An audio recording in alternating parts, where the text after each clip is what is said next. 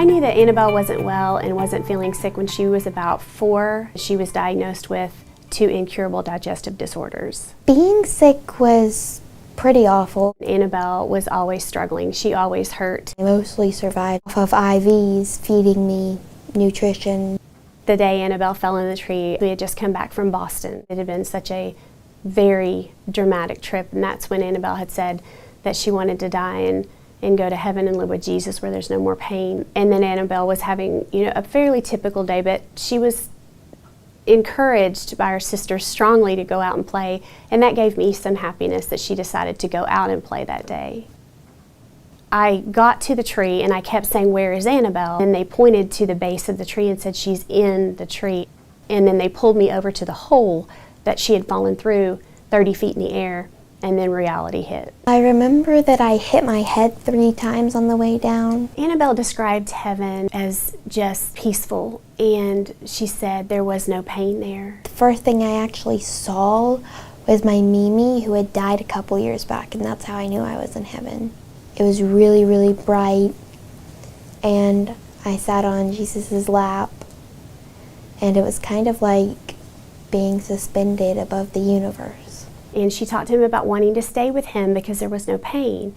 And that's when he told her that she would go back. As much as he loves her more than I love her, which I can't comprehend, he gave her back. I asked him if I could stay, and he said, "No, Annabel, I have plans for you on earth that you could not fulfill in heaven."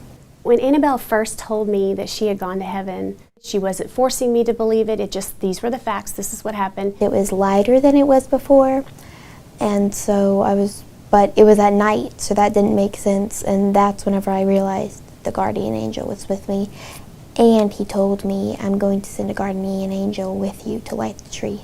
The angel was mostly like a little fairy and then just light all around her. The rescue workers needed to do in order to get Annabel out was, they were brilliant, and they rigged a system of pulleys. I was inside the tree, it was muddy, and I was like trying to crawl my way out. The firefighters kept saying that she was not hysterical, she was never crying, she never asked for her mommy, and all that they asked her to do, she was such a huge role in her own rescue.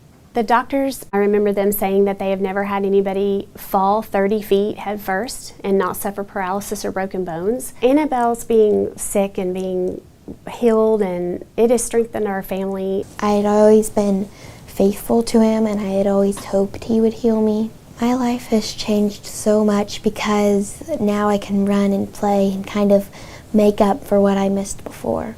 The whole purpose for writing Miracles from Heaven and sharing our story was because it is such a message of hope and encouragement. Just the experience that God is real, and it helps us to establish, again, that hope and that encouragement that we need. I hope people learn that He is always faithful to you, and no matter how bad things get, He's always with you, whether it's an illness or a loved or grieving or whatever you're going through in your life. Just stay true to God and you can get through it.